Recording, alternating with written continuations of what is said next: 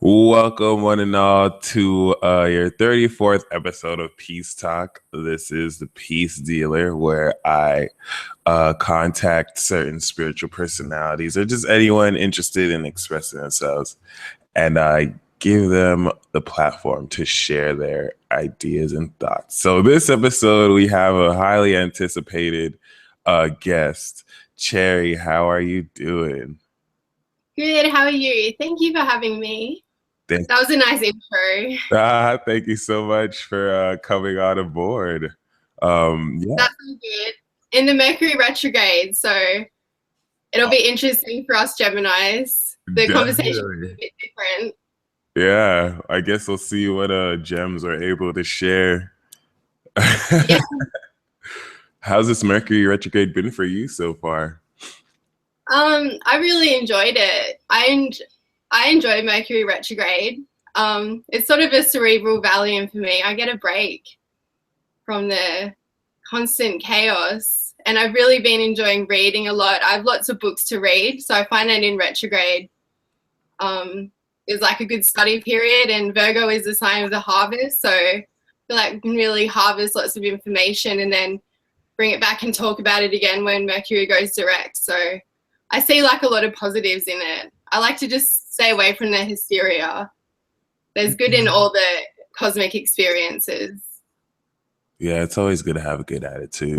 I noticed with the retrograde, that's always when like I'm having to make important life decisions that or at least that's usually when like I end up doing some crazy moves too.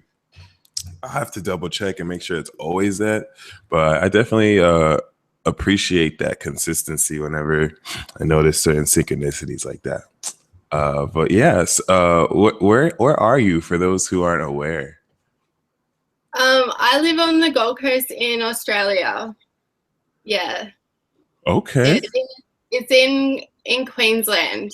It's on this southeast state. So I live right on the sea, right by the ocean.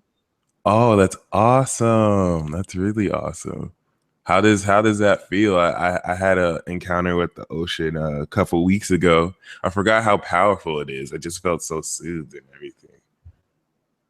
Yeah, it's really gorgeous here. And I have Pisces on the midheaven, so I want to be near the ocean. So I tried living away from here for a little bit, and I came back. It's just gorgeous, and I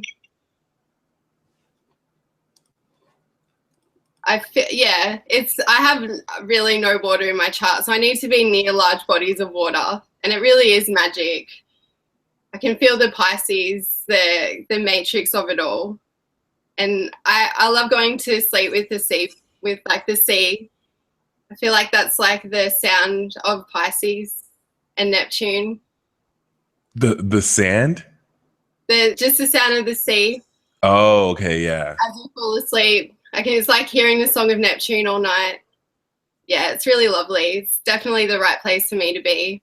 I just feel like I'm so far away from everybody. I'd love to be able to talk to some more people that read my astrology, but everyone feels like they're so far away. But I guess that's cool because we can all bring different perspectives.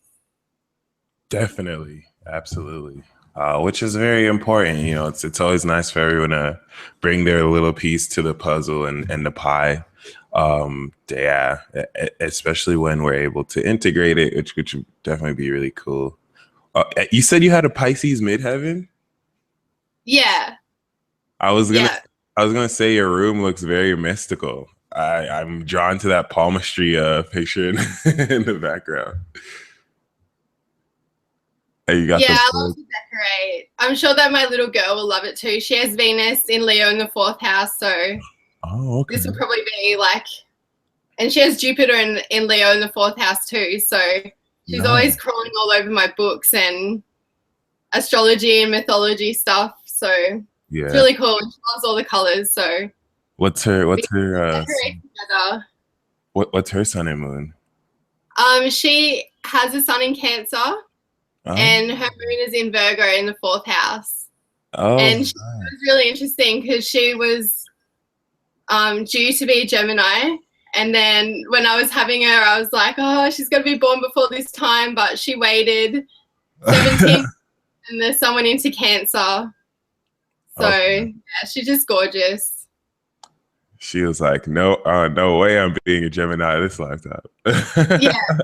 Yeah, I'm gonna teach you how to feel. Like my mother. She'll be like the mother. That's awesome. It'll be amazing to see her grow up. Oh, definitely. Of course, they grow up too fast, unfortunately. Yeah, and with she has Jupiter in the 4th, so it'll be amazing to see what she can teach us. I'm sure that she's inherited a lot of cosmic abilities, so I think that she'll be the one that's teaching us. So it'll just be amazing to see.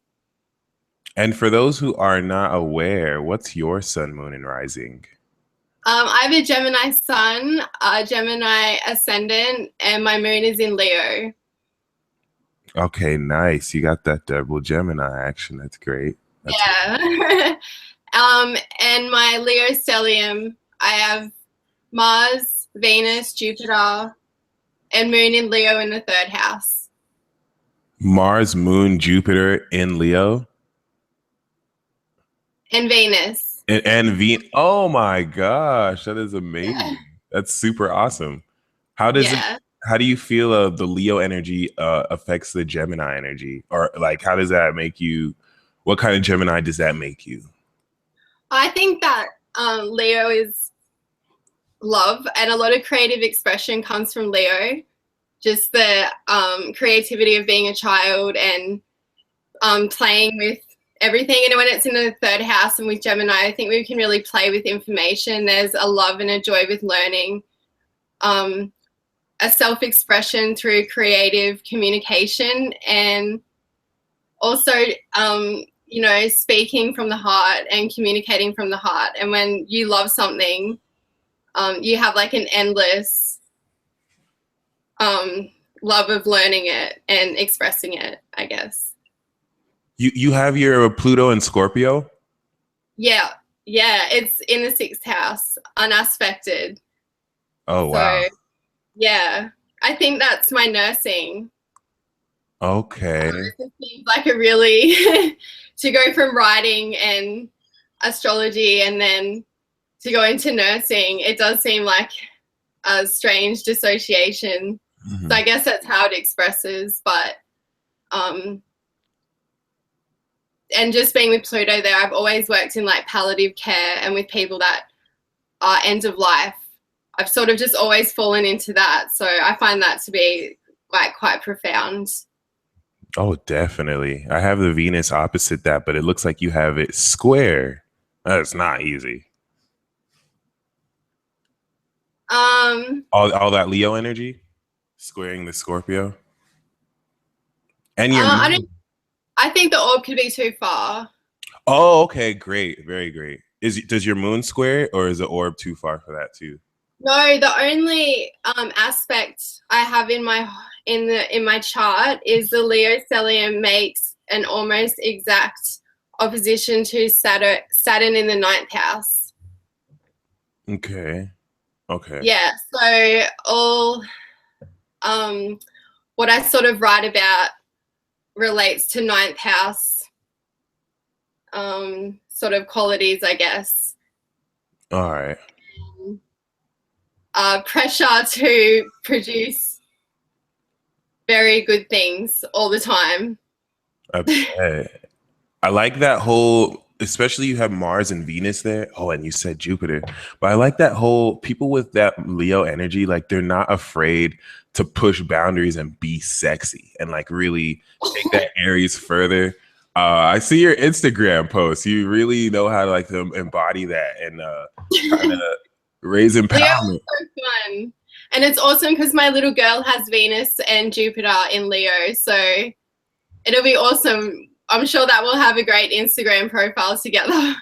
I bet I would not be surprised at all. Yeah, I asked if you're a Pluto Scorpio. First of all, what year were you born? You seem 1991. 91. I was just about to say I thought you were an 80s baby for some reason. 1991, yeah. So you're It's part of like, us. well, it's been a pretty interesting time for people born around those years, because most of us probably have Uranus and Neptune in Capricorn. So we probably had, with Pluto transit, we probably had it transiting over those planets. So being born into, with Pluto in Scorpio, firstly, sort of coming to terms with that, and then sort of being thrust into that experience, which has been, you know, what that started in around 2008. So we were sort of like led into adulthood without an easy time. But I think that it will be good because, you know, a lot of people around our age have generated like a tremendous interest in astrology, and I think that that's only going to elevate us. The I truth is, we just can reveal the truth, and I think it's been like, it'll be really interesting to watch.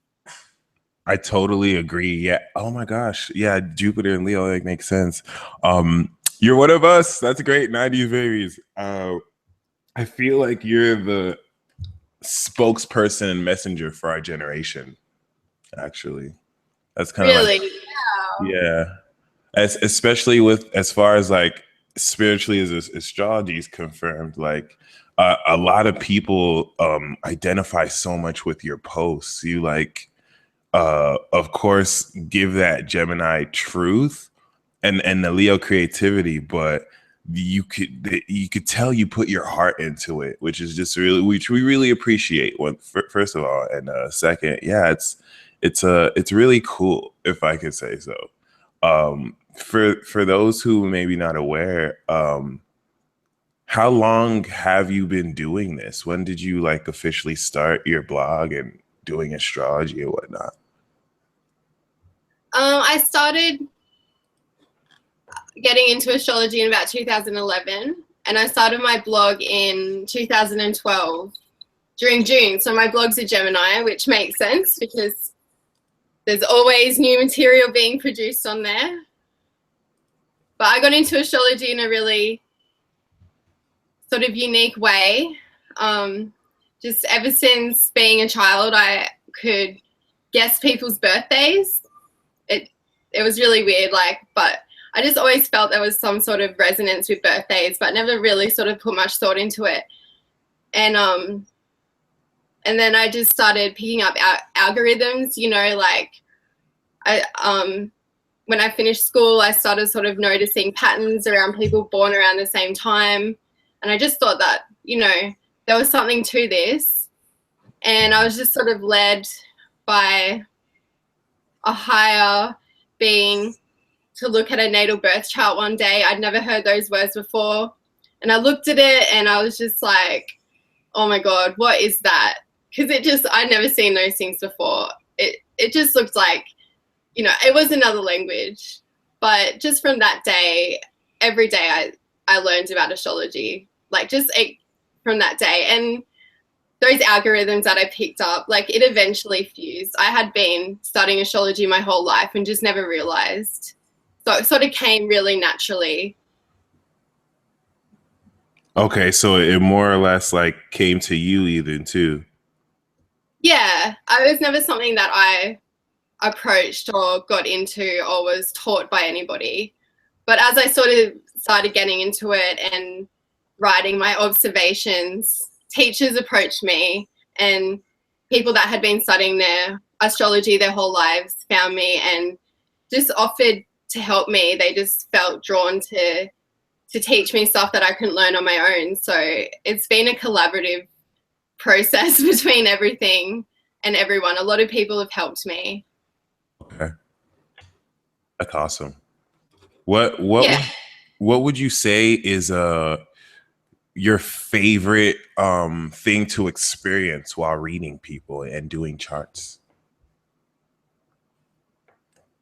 I just feel like, especially when I do a chart of a friend or someone I know, it's sort of like you put in their birthday and you look at their chart, and it just, when it reveals itself, it's just like opening up like this, a part of their spirit and soul. It's just, you can just see the magic inside them and like all their purity, sort of like the person, their ultimate potential. I think it's just like this really this gorgeous picture of people, and I just get this like sense of the sort of, yeah, just the divine brilliance of people, and that they don't even realize, and it's just kind of subtly expressed in the birth chart, and I just really enjoy that part of it. I really just love the stories of astrology. Awesome. And clearly, you know more than astrology too. Could you speak more on the other modalities like palmistry or tarot? Like, which ones do you really like to get into, and how do you like to mix them all together? Well, I don't really get into any of that actually. Astrology really consumes me. Oh, nice. Yeah, a few years ago, I sort of used to dwell in that sort of stuff, and then I just, once astrology sort of, I got more into it, I realized that it kind of completed me. I didn't need anything else. It did everything for me that I needed, and it just really fulfills me. I mean, I see validation in that stuff, and I think that it's really fascinating. But I don't know that much about it. No, I understand. Like, I was supposed to study palmistry a long time ago, but the only reason why I haven't is because I'm still so stuck on astrology. Like, I'm still trying to even if I'm not like actively studying it, like I'm just so consumed as well. It's just so, I really do feel air signs have a strong affinity, a stronger affinity to maybe astrology than other signs.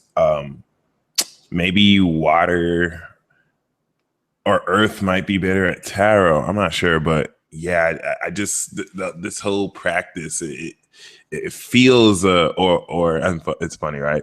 Air sign Yeah, feels. I think astrology stimulates our intellect as well. Yeah. And it continues to satiate our curiosity.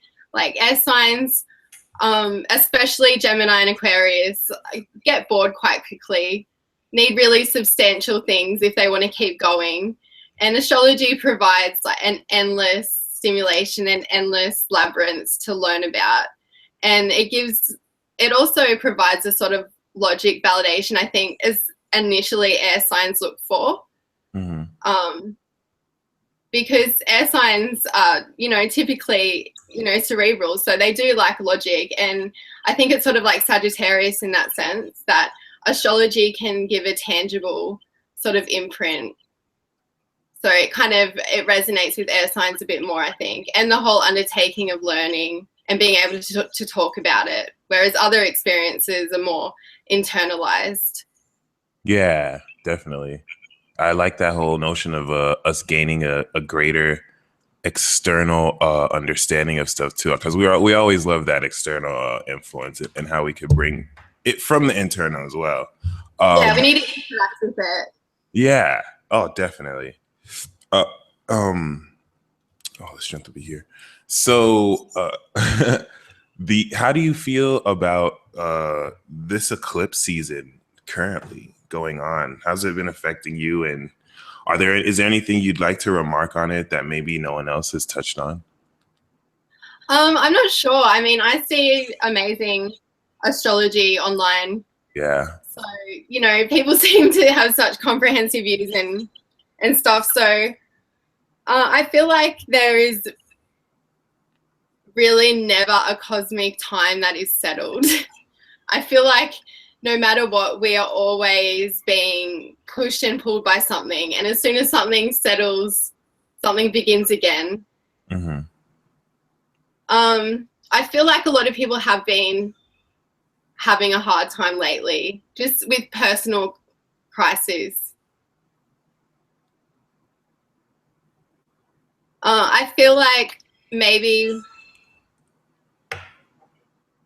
after this is all ended, we'll feel refreshed and renewed. I mean, I think that Saturn square Neptune is putting a lot of pressure on people as well. We're not allowed to dream without being reprimanded. And that's sort of how we want to escape these hard times. Yeah. I think the good thing about astrology is just the awareness of it, and that if we sort of approach it with fear and and not be open to the experience, positive or negative, it's gonna, we're gonna experience something that's difficult. Definitely. Yeah, because we make it. We created it, so You got to be responsible for it. that's the puzzling thing about it all. You said so with your Jupiter in Leo, do you have Saturn in Aqua, or is it still in Capricorn? Yeah, I've Saturn in Aquarius. Nice. Yeah. What how do you find the difference between Saturn and Cap versus Saturn and Aqua? Well, I think like the Saturn in Capricorn is really, trying to strive for the ultimate potential. Self-mastery, like the Capricorn mermaid, has been to the top of the mountain, has been through the sea. I think it's more of a personal thing. And then we move into Aquarius, which is a collective. So like, I think as you get to the end of Saturn and Capricorn, it can feel like hitting a glass ceiling because, the zodiac used to end at Capricorn. So sometimes the only way to go in Capricorn is back down. I think we take all that experience and we can prepare for the sort of esoteric intuition of Uranus with like, a good substance. Saturn's like a real alchemist. So I think like the two together is just wizardry really. And I think that the wisdom of Capricorn, as when you move it into Aquarius, it's distributed to humanity. And, it sort of also abides by that powerful social conscience that both signs have. I think that Aquarius is just more expressive about that. Okay. You said something that's very interesting. But for those who came in just now, Cherry's sun, moon, and rising is Gemini, Leo, and Gemini rising, just for the record. But could you expand more on Capricorn originally being the last sign? That makes a lot of sense. I just never really explored that. Yeah, I think that I've read a few things. Alice Bailey, I think, says that Aquarius and Pisces were introduced in Atlantis, which gives sort of, that oceanic feeling that those two signs have. You can kind of relate that. Also, like Saturn used to be the final planet, for a long time in astrology. So you can see how Saturn was ultimate human potential and Capricorn was ultimate human potential. And once we reached that, we realized that we needed more. We were capable of spiritual attainment on this plane. And once that were realized, those esoteric signs could be introduced. There is still astrologers now that don't use past Saturn, really traditional astrologers. They don't use what? They won't use any planets past Saturn. Oh yeah, or asteroids or anything. Yeah. To me, that feels like they're denying the world of color or something. Like they just have this black and white perspective. Even though a lot of the, I guess they just feel like there hasn't been enough research or observation done yet. That too. Yeah. Do you how do you feel about the actually, okay. I kind of had a Gemini moment right there. Kind of had a So I'm going to jump around like I do best. Do you like Aquarius or Libra better? Because I know you have Libra as a fifth house cusp, maybe. But which air sign do you kind of gravitate towards more? Probably Aquarians. Okay. I'm attracted to the mind. they can stimulate me mentally. They're filled with ideas. They can challenge me. They can show me new opinions. Okay. They can mentally agitate me because they think of things that I haven't thought of. And I do appreciate that. Nice, nice. So I take it, do you happen to watch a lot of Disney? Do you have like an extensive not understanding, but do you know a lot of Disney movies? Or is that not really your cup of tea? I probably watched them about as much as everyone All right, did cool, around cool. our age as a child. Starting to watch them again with my little girl. All right.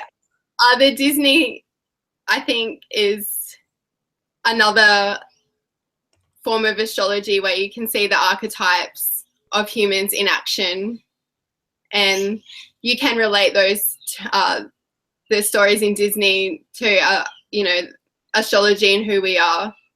So I think that people can enjoy that, and when they can see parts of themselves in that, it's really awesome. I think that people really enjoy that. All right, that's actually where I was gonna go next. I wanted to name some signs, and then you just kind of throw me the Disney movie that. Okay, cool. Yeah. All right, Capricorn. Cinderella. Oh, okay. Yes. She has the evil stepmother who could be Saturn. Yeah. Ooh, nice. She's forced into a lot of duty and discipline from a young age. Mhm. She doesn't have an easy life. Saturn is the ruler of time, and she has to be back by midnight. And I think that it shows the other form of Saturn too, that if you listen can make all your dreams come true, and that's also her fairy godmother.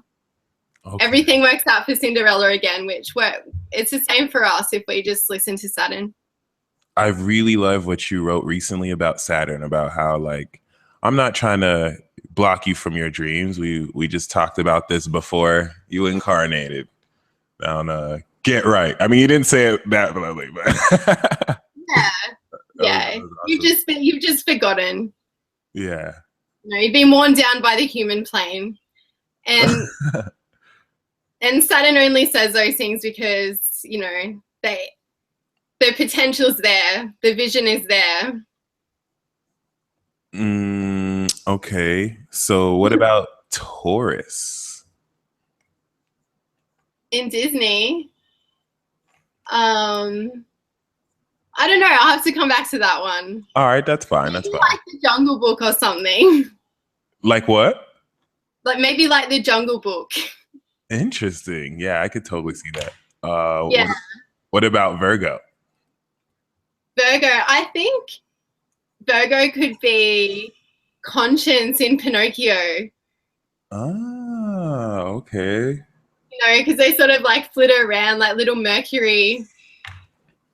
And they kind of.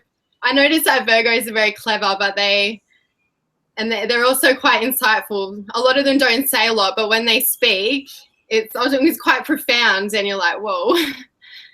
They're worth listening to. They sort of are a conscience, I think. Yeah, definitely. Yeah. All right. What about Pisces? Pisces. I don't know. Little Mermaid sounds cliche for Pisces. I think she could be more Aries. Give me a few Disney movies. I'll try and think. Alice in Wonderland. Oh, I don't even think that's a Disney movie. I think that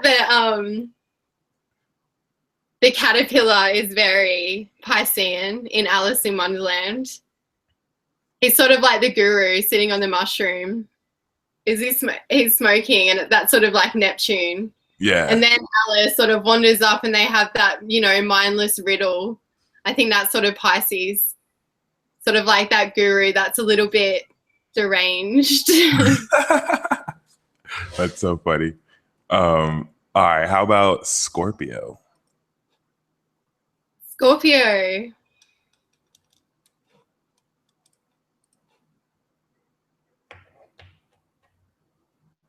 I'm not sure. Which makes sense because Scorpio is so mysterious. You can't really even like. Nightmare Before Christmas. The Corpse Bride, something like that. Ah, yes. All right. How about Cancer? Cancer. I think maybe Snow White, because she has the cottage with the 7 dwarves and she makes the home with them. And of course, she's asleep. If it was just oh, actually, no. That I'm thinking Sleeping Beauty. We could probably make Pisces Sleeping Beauty too, because they just Yeah, Pisces. Oh, So true. how about Aries and Leo? I think that Aries' Little Mermaid is Ariel. Okay. Definitely the red hair. And sort of the innocence and the naivety of it. Aries are just willing to risk everything to go after their desires and not sort of think about the consequences. Yeah. I can see them doing something like, you know, really frantic like that, like completely changing their form to fall in love or something. Yeah. And you can see like the childlike temperament in Ariel. That seems quite Aries. Leo, probably Lion King. Oh, duh. That's true. Yeah, definitely. I just can't wait to be being held up when Simba's being held up. That's just what happens when a Leo is born. Yeah. The heavens crack open. My child is born. That's amazing. Yeah. How about Sagittarius? Maybe Robin Hood with the arrow. Yeah. Or even Pocahontas. Oh my god, I almost thought you said Pokemon. I was like, huh? Yeah. Pocahontas for sure though. Especially dealing with the different cultures having to clash and things. Yeah, the cultural identity in it. And just the adventurous voyage and the warrior. It's very much Sagittarius. All right, and then how about finally the air tribe, Libra, Aquarius, and Gemini?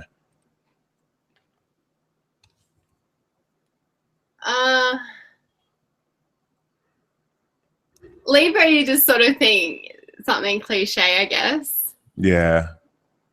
Because Libra is really the embodiment of all of these fairy tales. Yeah. They all like it's the ultimate, you know, search for love, and Libra plays all those roles because well, Venus exalts in Pisces in Libra as well. Sorry. Venus exalts in Pisces. I don't know why I was thinking that. So Venus is a ruler of Libra, and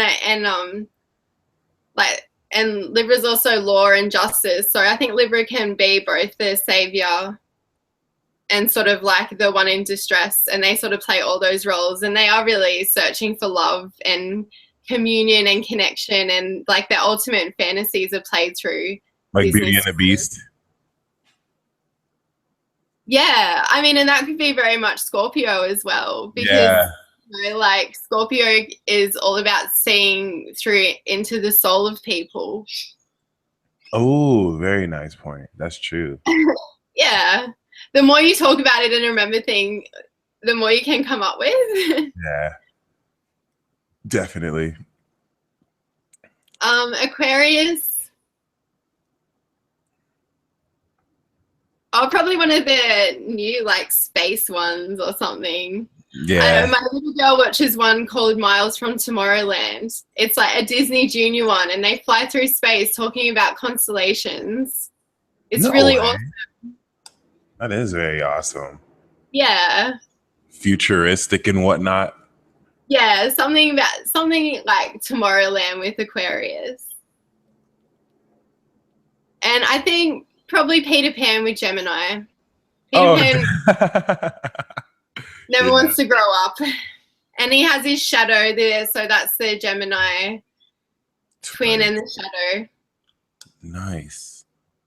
Do you find your shadow personality has any like distinct characteristics? Like, how do you best balance it? Oh, and also, do you feel it's separated between your sun and your moon, or is it just like a different understanding of it? Um, I don't know if I have just like a shadow or I have like 27 or 28 different personalities. I feel more multiple rather than split. Yeah, I feel you on that. Yeah. That's funny. Yeah, astrology is good for having the awareness that that's just what happens. Yeah. There's an unpredictable inside. It's very exciting. Oh, definitely. Yeah. I almost kind of see or feel it as like the different planets or energies kind of we're able to either embody them more or just channel them more. So it's like, yeah, you all could have room in my vessel. It's all good. Yeah, and it just gives an opening for lots of different interests, and that may seem loosely associated, but you can find a way to relate everything. I really love astrology, but I have a lot of interests outside of astrology. Lots of like nursing and medicine. I spend a lot of time studying nursing. I'm really interested in politics and mythology, which sort of relates back to astrology, but I have like a lot of diverse interests as well. And there is times when I can bring them all together. That's the awesome thing about being Gemini. There's so much that's interesting. And once it gets boring, you can just stop. Definitely. Doesn't matter. Like, okay, I'll just find something new. I remember Christopher Witecki out of Soul Garden. He had mentioned one day that he feels that Geminis are incarnating from a period where in the past they dealt with so much kill the messenger vibes, like they would die very early because they'd be the ones like expressing truth, and now we're kind of coming back and opening up for the first time and actually revealing more of our inner thoughts and whatnot. Yeah, and we're really allowed to now. I mean, like, think what happened to astrologers, during the Roman Catholic era where they were banished and burned just for writing and sharing astrology. And so they did it in secret. It was passed down through generations. And so it's awesome, as we come more into the Aquarian age, move away from the delusion of the Neptune age and into the clarity and into the air age. You can't see air because air's thought. So your thought is like the ultimate power right now. Thought is what's generating electricity in the world. Yeah, I like that. I like how you put that. So with your rising in Gemini, are you a first house sun or a 12th house sun? First house. Yay, the best house placement ever. I got a first house placement. That's what's up. And your moon would be in the third house then? In the third house, yeah. Great. Very great. Um you have I know we were talking about this earlier, but how does your Gemini rising, well, we were talking more about Mercury retrograde, but how does your Gemini rising connect to Mercury for you?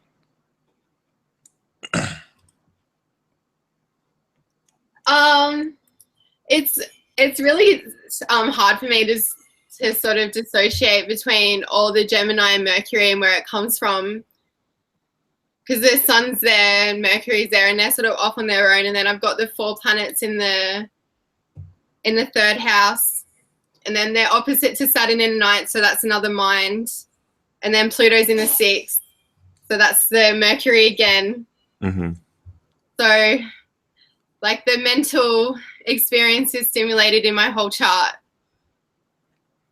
Okay. And it's I like how you have that third house moon, because you can see how you're able to express those ideas very creatively. Definitely. Yeah, third house, moon in the third house is awesome. That's really good. Actually, I realized I have my moon in the ninth house, opposite that. So I can get all caught up in, I guess, philosophy, right? Or, what's the right belief system to resonate with. And just the dream of wanderlust just gets you through. Oh, definitely. Also just finding a home, like just wanting to find a home with God. Oh, yeah, absolutely. I can get a little bit too serious about that. I might have to humble myself, because nowadays I've been getting very, very arrogant with the way I communicate with God and whatnot. I learned that was probably the 12th house Aries cusp. You really do some extra shit. But you, I'm kind of curious. How do you tap into these higher forces? You quickly mentioned that you tune into your guides, but what do you feel about the spiritual realm and connecting with this other side of life, and how has that helped you get this far? I think that we really all have our own way of gaining that intimacy and that wisdom, and that when we find something that we love and that flows out of us, I think that we sort of open the channel for that. I really love to write. I've always been a writer, so I find that as soon as I start writing, it just opens up that world for me, because it's sort of like a trance meditation, I guess. Mm. So I just feel like that is the way, because it's something that I love. It's something that like my whole heart is evoked in. That's just how I feel God, and that's how I can connect with it. And astrology too. Like I love astrology, and I just feel like my love for it just radiates, and it just brings like an awesome experience. Have you seen any ghosts yet? Well, I used It's to such a work wacky question. and in nights. It was probably more ghosts there. I have Neptune and Uranus in the 8th house, so I probably see a lot more ghosts than I realize. Yeah, I've started to notice that too. I thought they were just wisps at first. I love having that in the 8th house. I feel like since it's in Capricorn, right, we wouldn't really master that until our 30s or so. But that's when the true gifts will come out. Do you? Yeah. Saturn return will be awesome. I can't wait. Really. My Saturn return is gonna have Pluto and Saturn on my moon, and Saturn. In the 9th house? Yeah. Yeah. My Saturn return will be in my 9th house too. So I'm just like waiting for the all that information to come through, and that sort of conflict inside, having to let go of the old stuff, because like the new information that we're going to be given is going to be really elevating. Totally agree with that. Totally agree. Got some water. So let's play a game. We're going to ask each other 3 questions. You'll ask me first, I'll answer it, and then I'll ask you a question. But yeah. So just, okay. Yeah. So with your moon in the 9th house, where do you feel like you would find completion? Do you think it's within, or do you think that you'll have to go somewhere? Wow, that's a really, really good question. With the moon in the 9th house, I'm beginning to, I think because Saturn is like dead conjuncted, it makes this like need a lot more pressing. But I feel I think this might be an external influence, which maybe since it's the moon, it's teaching me to find it within. But I feel like I really need an organized, it's in Capricorn, but I feel like I need an organized religion in spirituality, like a very organized way to express my spirituality. And kind of like how the image I get is like a very skilled witch who knows the ceremonious time to do full moon rituals, or who knows when it's time to, you know, add an egg of newt into a potion, or something like that. Just kind of, because right now Yeah. I'm all over the place and whatnot. And the ninth house has that spiritual law element to it. So it's being able to apply that on the earthly plane. Yeah. Yeah. I since my Gemini is like all over the place. Just like Bree said, Capricorn placements need organized everything, and as a Gemini, I'm far from organized, so I I have that soul tension there, if I may say. But that was a really good question. Like I feel like I need that organization as far as like believing something concrete, and I guess since it's an Earth, like I want to see that God energy materialized. And until then, even though I see wonderful synchronicities, there's still always going to be some kind of doubt, which of course I'm learning the lesson through that, which is to, you know, have faith in the little things and see it through there. And there always should be doubt, and that sort of gives us the propensity to keep studying and experience and not just believe it but know it. And that's the awesome thing about astrology, that it's not a fate thing. We don't have to have faith in it. We just know it to be true because we've experienced it and we've lived it and we've participated in it. Definitely. And what's your favorite house to read about? Oh, great question. I think because I'm super curious, because logically, my favorite house is the 3rd, 5th, and 7th. But my real low-key favorite house is the 8th and the 12th house. I know you said one, but because of the two. Yeah, I would do that too. Because when you start thinking about it, you're like, oh, wait. They're all awesome. Right? It's so hard to like just choose one. But I'm so drawn to the 12th house because I feel like that's that spiritual ascension. But I feel like the 8th house is a more tangible, transformative place to reap it. I'm just more so fascinated with it because I feel like that's the house of psychic phenomena and really harnessing these more spiritual abilities, which honestly makes me more curious about the 4th house. Maybe because I underestimate the 4th house's ability in that. I haven't explored it as well as I should, but I'm definitely. It's interesting that you say that because the 4th house was also a real like black spot for me. I sort of just, I'd get to it and I wouldn't, and I'd read all sort of different things and I couldn't really piece it together.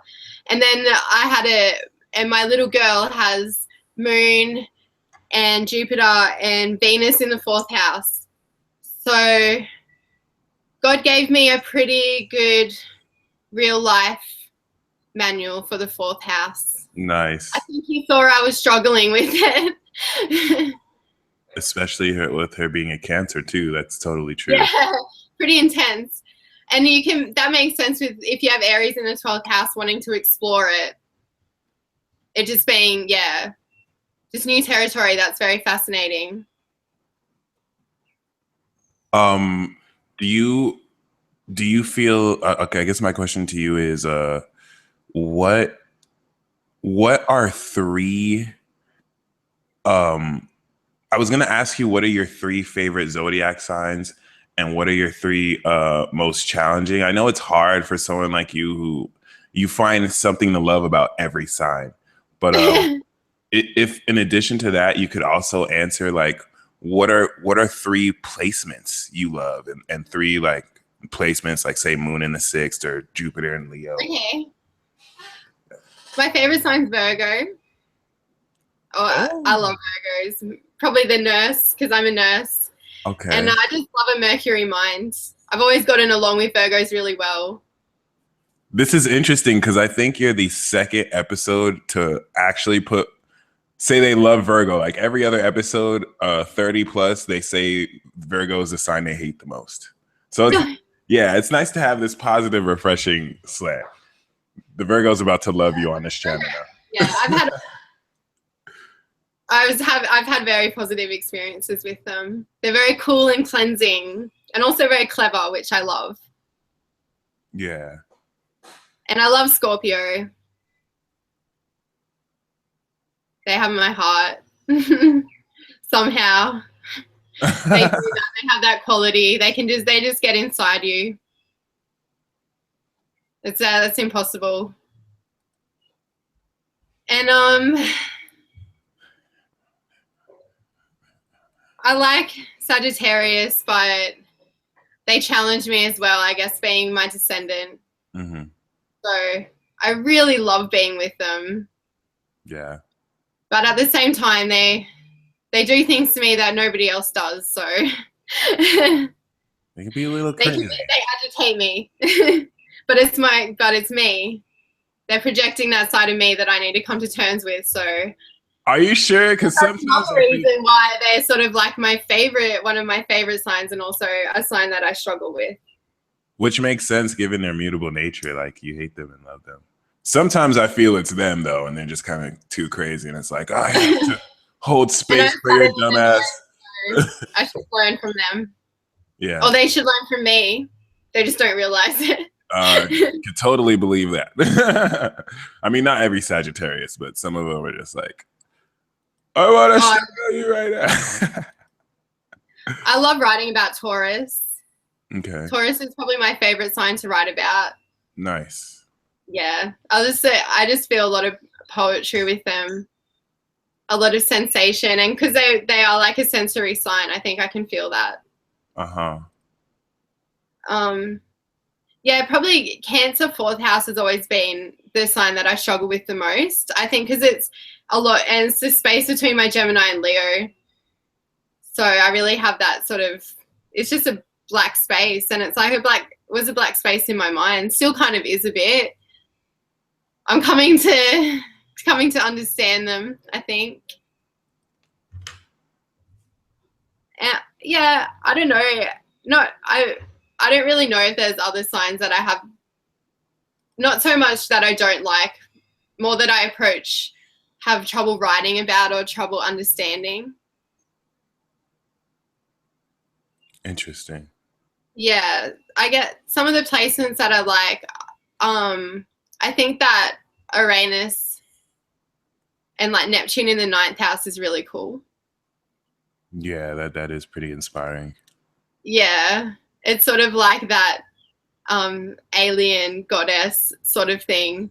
No. And then Neptune, if they're not careful, goes to the cult. But, you know, if they're mindful, they can be really mystical and amazing. Definitely. Yeah. I love the 9th house.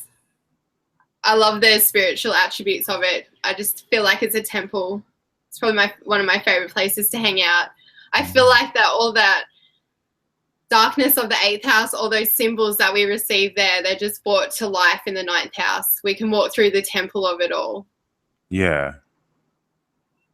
I know the 9th house, a lot of things that I thought I loved about the 8th house, it was actually the 9th house that I was drawn to, and I just thought it was the 8th for some reason.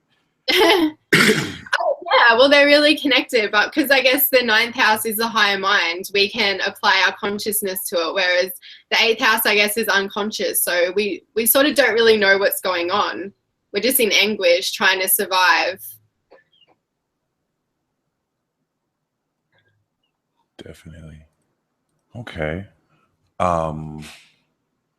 So I think Neptune in the 5th is really cool as well. Just really like trancey, musical artistry, just like creativity is like a drug. Mm-hmm. And I love what Liz Green writes about Neptune in the 5th. Like they have a child because it reminds them of their own infinity. Oh, That's very cute. Yeah, yeah. I love all of them. I approach, when I go to write one, sometimes I think, oh, not really that interested in it, and I'll sort of write a sentence of it, and I'm just fascinated by it. They're all so uniquely astonishing, really. Okay. So you asked me, I think you asked me two questions already, kind of like out the gate. So I'll ask you another one. Are there any future astrology events that are happening as far as transits that have you like, oh my gosh, we're gonna experience this transit, or are you just kind of cool about them? um, Probably my own transits. I keep more of an eye on, Cool. because I feel like a lot in the world's there's a lot of chaos, really, anyway, and really I think that if we approach sort of things that when we escalate it, our experience of it won't be that great. I think astrology is just good for awareness. And when we approach the transits, to just keep it there and be able to reflect on it if things get difficult. But, not to go into survivalist sort of mode, if that makes sense. If we just sort of experience it, we can learn a lot from them. Definitely. I just look to, and I think it's valuable for people to do their own transit chart, and especially even if you just see where Saturn, Uranus, Neptune, and Pluto is. Like if you even don't have to know that much about astrology, but even if you just focus on what they're doing, like that can be very profound and very helpful. I literally just heard that the other day from the Leo King. He said that if he has to look at someone's chart real quick, he won't even look at the natal. The only thing he'll look at the natal is the progress of Saturn or the progressed moon, and just kind of see there, like those two. But Oh, really? yeah, That's interesting. like the progressed moon will give you the snapshot of perhaps what you're going through, but the Saturn is very revealing, like you just said. Like it really does give you a good idea of what is, your life going through. In fact, how do you think Saturn in the seventh has been working with you for us Geminis? Saturn in the seventh.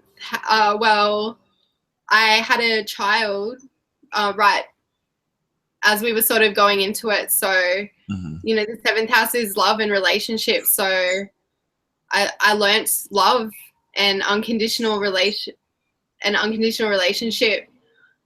and also, having to end some sort of relationships that I had because I wasn't happy in them, but having to approach them in a mature way, and then having people being led into my life that have been very positive, and that only would have entered had I let go of those other people. Okay. So really following the sort of,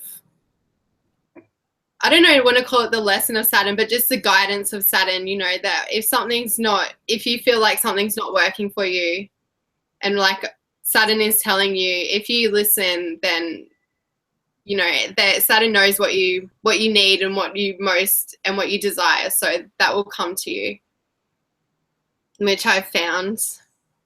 Awesome. Yeah, Saturn has definitely been teaching me patience. How has yours been? Oh, my Saturn transit. Well, I mean, Saturn in my seventh, especially opposite my sun, has been like, I'm having to be even more transparent than normal. And yeah, yours would have a lot more to do with identity than me, I think, if it's opposite your sun. oh, definitely.